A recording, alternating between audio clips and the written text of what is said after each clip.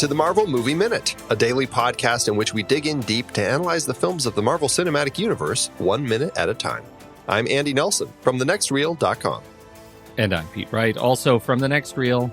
We are, of course, looking at Iron Man from 2008. And joining us once again, we have the MCU guru, Dr. Arnold Blumberg. Hello, welcome back. Hi, guys. It's a pleasure. Been enjoying this immensely. Arnold's here to make everything I say sound better immediately afterwards. That is my job. That's what a good doctor does. That's right. Well, we are looking at Iron Man Minute 68 on today's show. The minute starts with Zoriana Kit telling viewers that no one expects an appearance from Tony Stark. And it ends with Obi letting the press know that weapons manufacturing is only a small part of Stark Industries. I don't know about that Obadiah guy. I tell you, shady. He is shady. Yeah. Neither did they at the time. But Nobody he's knew so about smooth. Obadiah. Yeah. Literally. that smooth shave that he's got. Yeah. It is a great look for Jeff Bridges. I love it.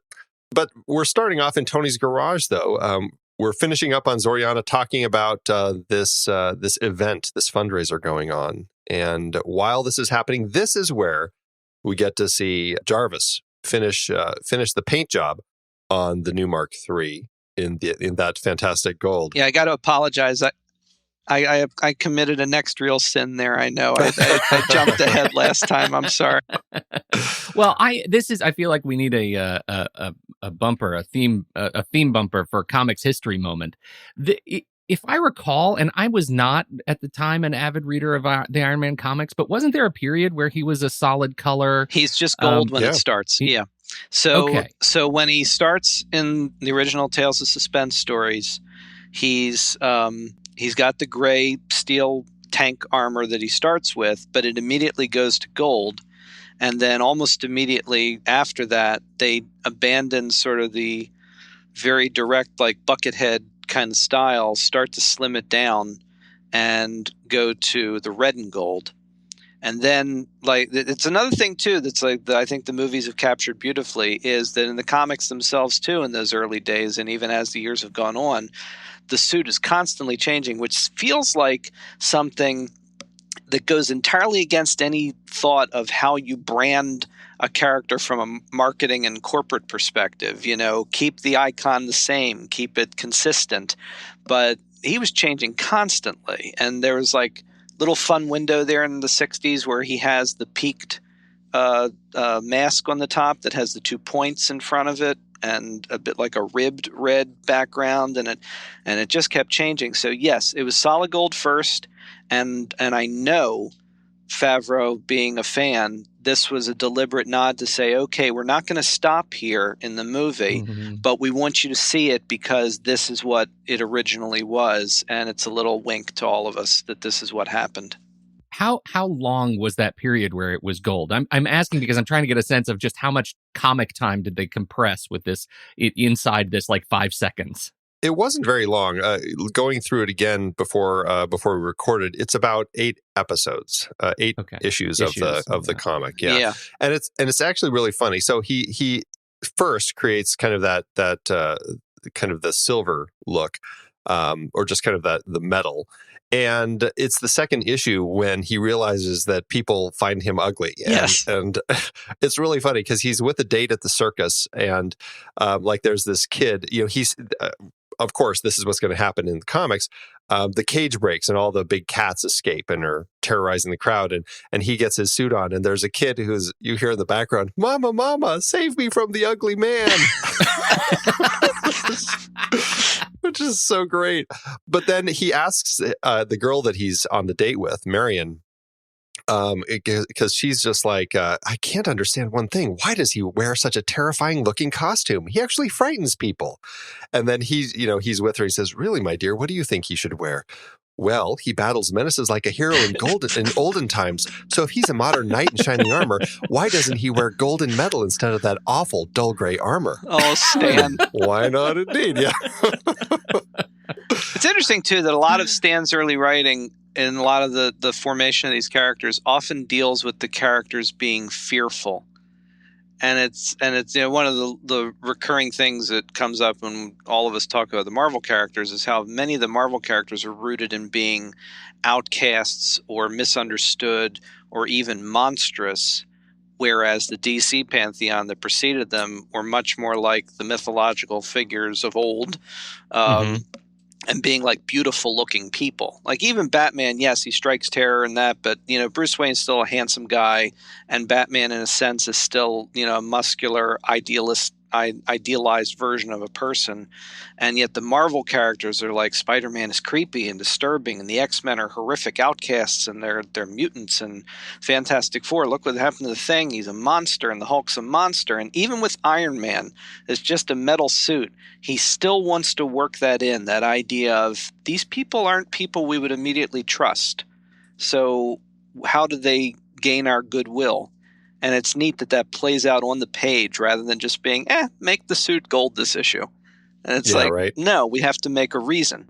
It's a lot of fun, and I'm glad that they spend the time and do that. And I also appreciate that, as we were talking, how it does continue evolving, because it starts off where it does. I mean, it's not necessarily just like gold and red tights that he's wearing, but some of it certainly feels that way. His arms and legs look more like the tight sort of look. So I love that when Jon Favreau and team finally came around to making the movie, they really gravitated, especially Favreau, to Adi Granoff's suit that he modified to create for around the time that he was, I think, doing the Extremis storyline, where it was much more metal parts all over. And I think that's really what set it off on the look for the film, which looks just so beautiful. It's incredible. I mean, I've enjoyed just about every permutation they've done in the series of films. Every one of them, I think, has something to recommend it, and just as like a visual feast. But I think it all comes back to the fact that they just absolutely nailed it in this first movie. He looks perfect. It's great also that, one, I think it's just fun that he comments on the gold suit saying it's a little ostentatious, don't you think? Which is fantastic. Yeah, that's Tony Stark saying that. Yeah, exactly.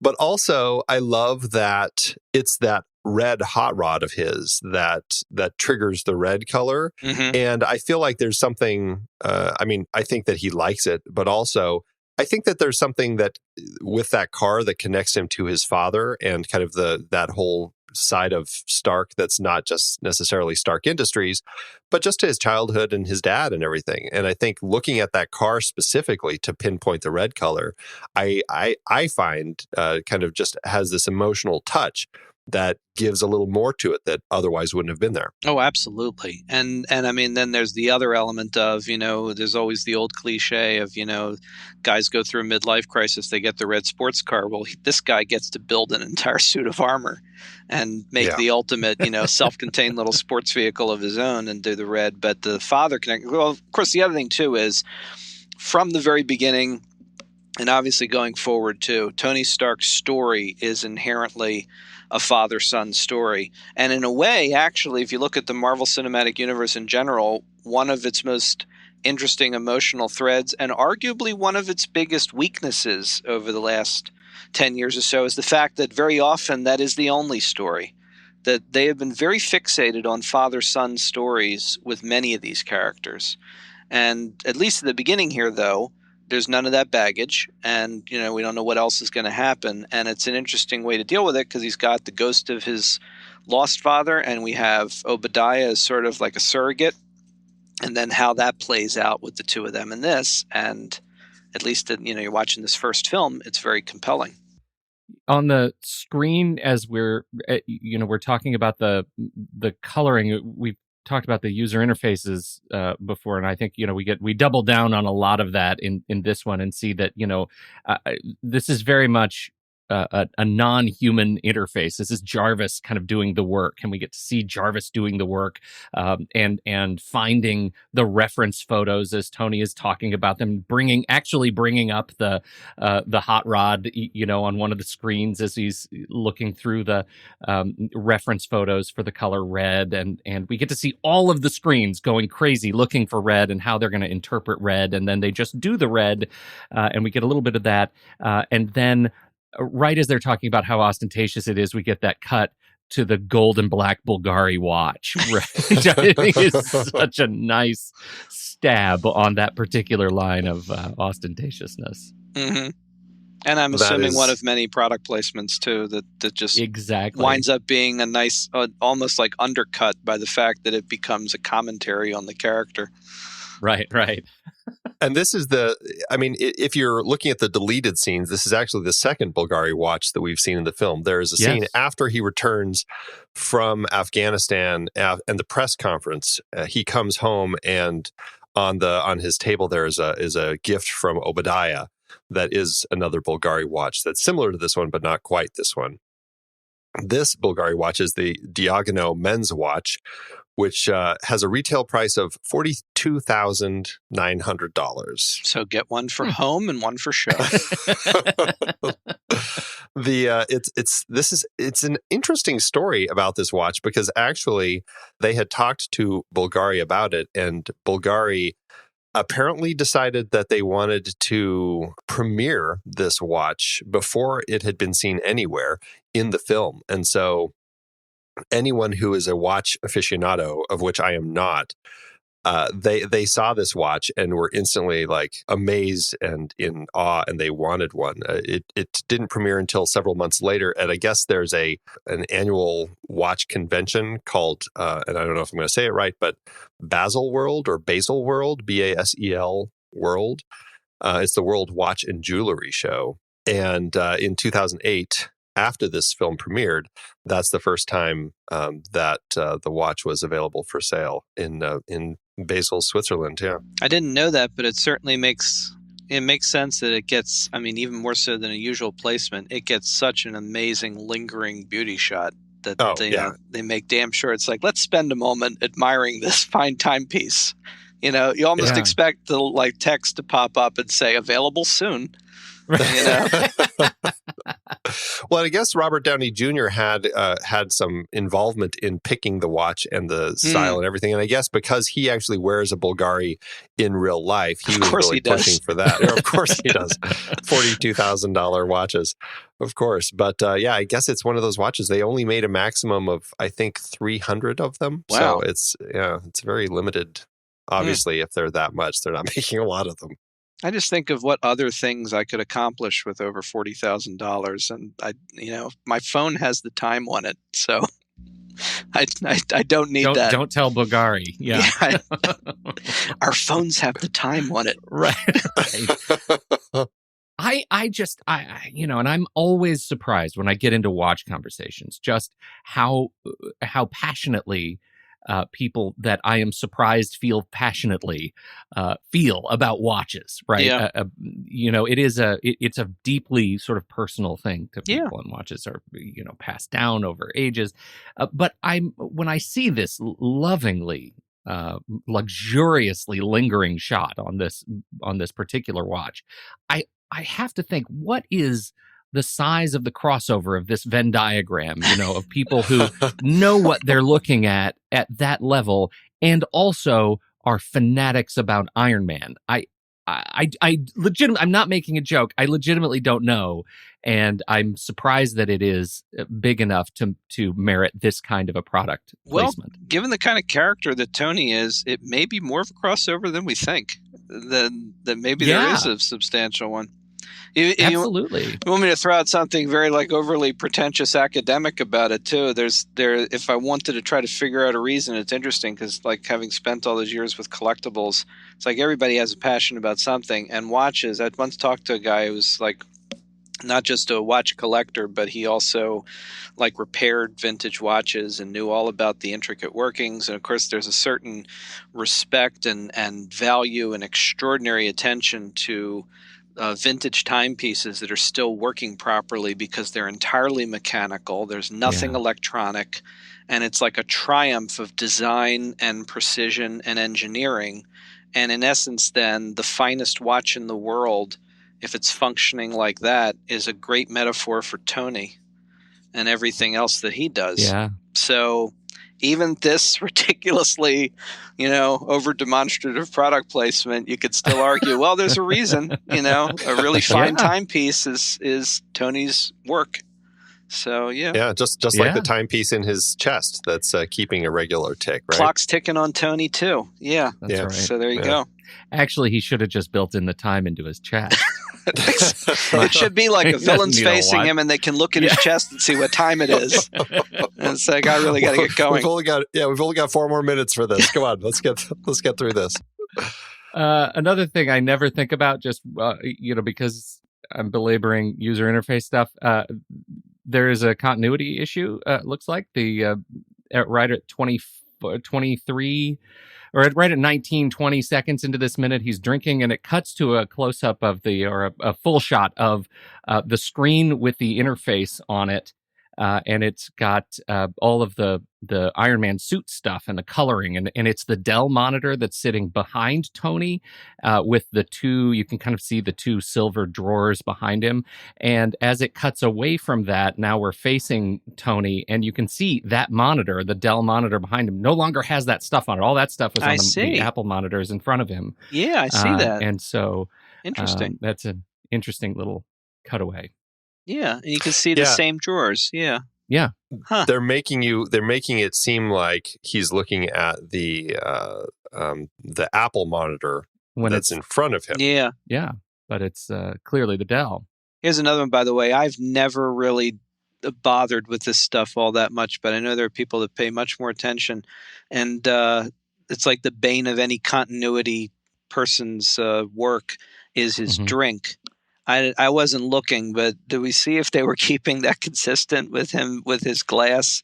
Because I'm sure that had to be filled and refilled a few times. Yeah, they do okay with that, and I think we're given the benefit of the doubt because he drinks some in the last minute, but then he grabs his blender, which conveniently he keeps right next to him, and he refills it. He refills it here, so at least there's that. Yeah, okay. So we can, because I was looking at that too. Yeah, I was too. I was kind of watching that, and it looks like the I'm always watching like the tape on the ice pack. I think it's okay. I think all of that not shifting too much. Is not shifting around too much. I think that looks good. And then luckily, all that nitpicky stuff, we're out of it because halfway through this minute, we're back in the Audi. Yeah, and we're racing to the event. Yeah, it's an interesting shot to the Audi. I mean, it's nice. It's a nice transition. It's motivated and it has a lot of energy because here's Tony clearly driving faster than everybody else on the road. He passes every other single car. And then it cuts to an odd shot that I guess I attribute to the fact that right now the film is so much about the mechanics of how things work.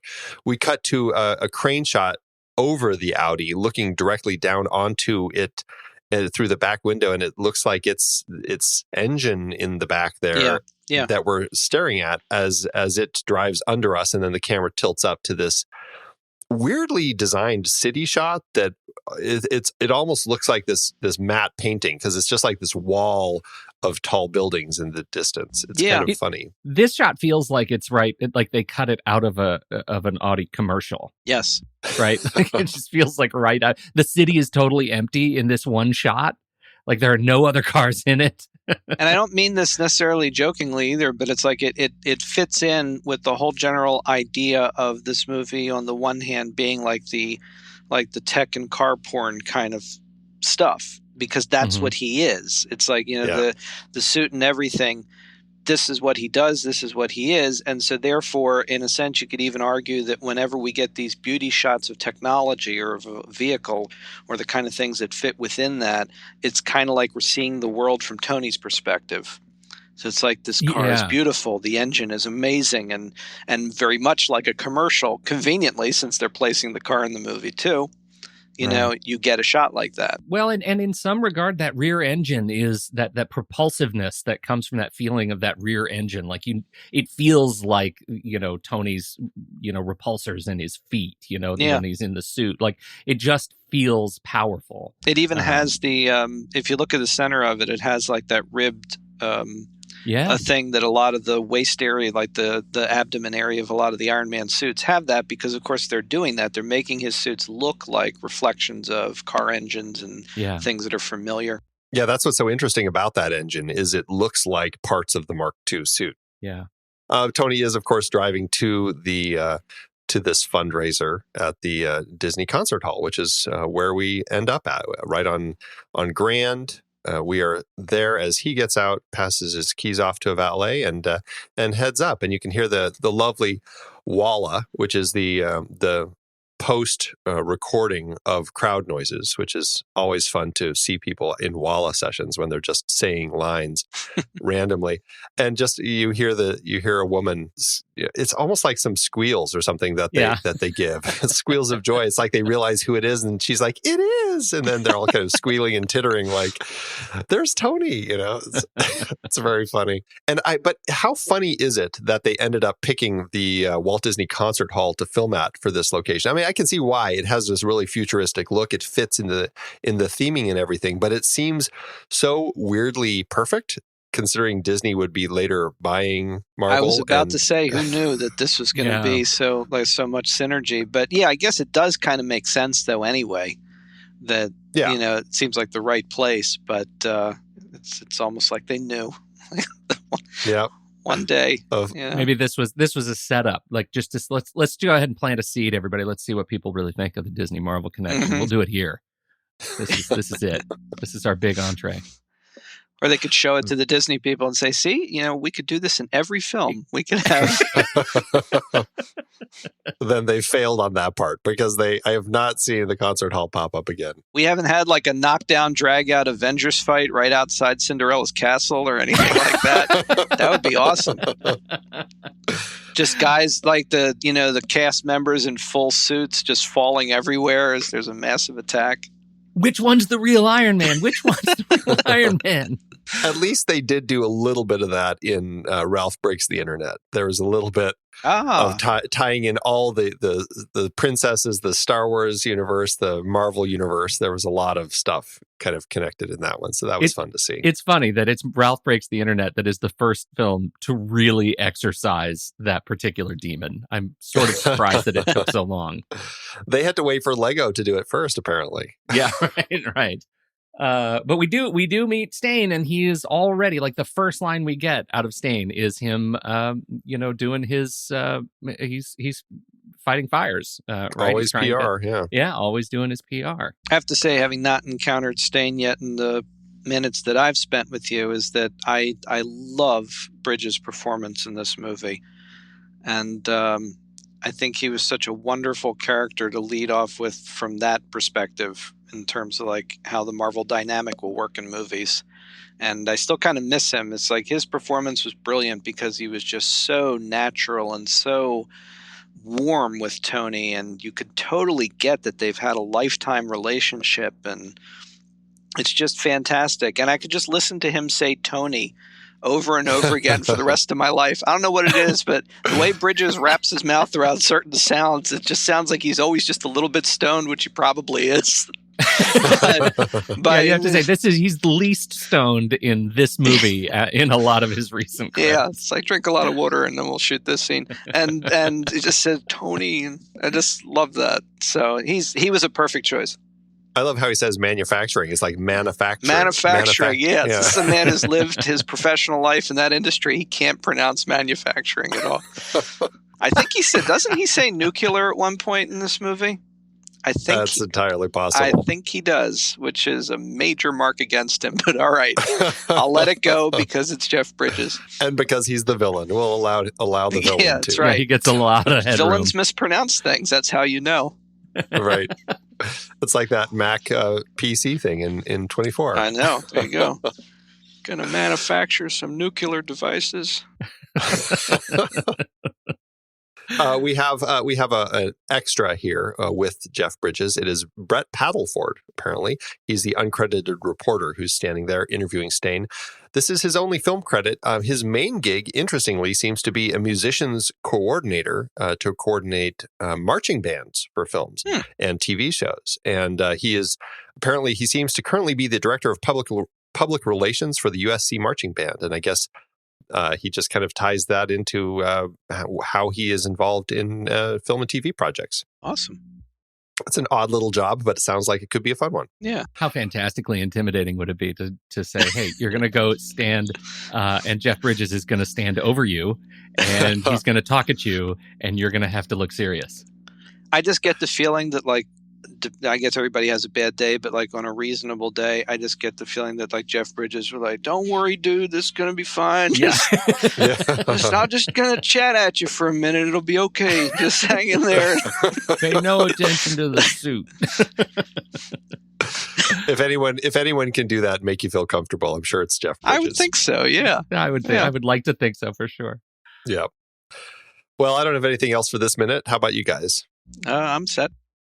I'm good. We got a big one tomorrow. Yeah. Arnold, thanks again for joining us. Oh, no problem at all. I'm really enjoying it. You want to remind everybody where they can find you out there on the internet? Sure. You can find me on Twitter all the time, which is very unhealthy, at Doctor of the Dead. And you can also check out my publishing company where we do titles on all sorts of pop culture things you love, whether that's superheroes or television or zombies, at atbpublishing.com. Fantastic. Well, everybody, that is it for today's show. Thank you so much for tuning in. Make sure you subscribe to the show for free at marvelmovieminute.com. Join us over in our Discord chat room and follow us on Facebook, Twitter, and Instagram at The Next Reel. And if you like what we do and you want to support us and get some cool stuff, become a patron over at patreon.com/thenextreel. Until next time, true believers.